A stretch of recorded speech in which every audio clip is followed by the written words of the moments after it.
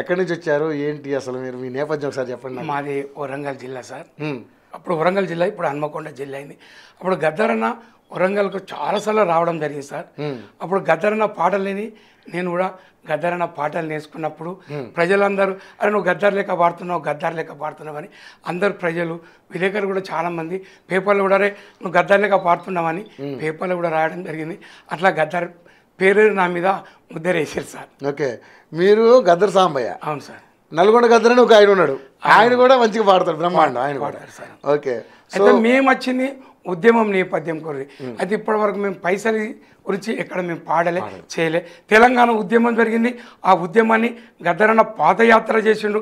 తెలంగాణ రాష్ట్రంలో కళాకారులది ఫస్ట్ పాత్ర మాది. తర్వాత మీరు ఏమనుకోవద్దు విలేకరులు కూడా, ఎందుకంటే ప్రెస్ మిత్రులు ఇలా మేము ఆడింది పాడింది ప్రపంచానికి చూపించింది ఆటతోటి పాటతోటి.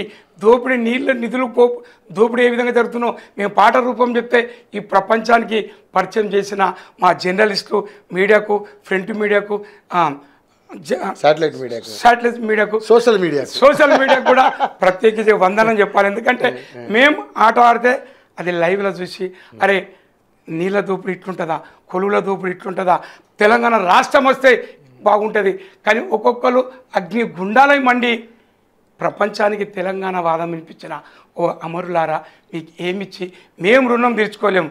ఎందుకంటే మీ చరిత్రలో తెలంగాణ రాష్ట్రం అంటే అమరవీరుల చరిత్రలో ఎక్కిన చరిత్ర, అది మీకే దక్కుతుంది.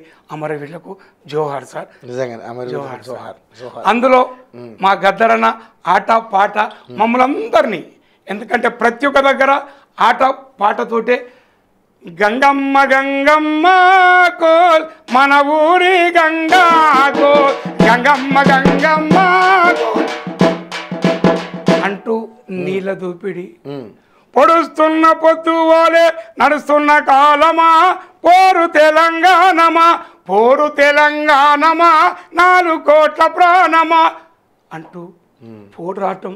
ఇట్లా అనేక పాటలు, ఎందుకంటే చాలాసార్లు విన్నారు, ఇది ప్రపంచమంతా పోయింది. అందులో మాలాంటి కళాకారులు అన్న మాట పాటతోటి మేము తెలంగాణ రాష్ట్రం సాధించుట్లా మా పాత్ర కీలక పాత్ర. కానీ ఇప్పటి వరకు ఆయన ఇంకా ప్రభుత్వం, ఈ మధ్యలో ముఖ్యమంత్రి రేవంత్ రెడ్డి సార్ కూడా గొప్ప మనసుతోటి అన్న ఉద్యమకారులందరూ మేము గుర్తిస్తాం, ఉద్యమకారులకు మా వీడియోలు చూడండి, మా ఫోటోలు చూడండి, మేము చేస్తున్న ఉద్యమం నేపథ్యం పాటలు కూడా వినండి, వాళ్లకు 200 గజాల భూమి ఇస్తారని చెప్పాడు సార్ రేవంత్ రెడ్డి గారు.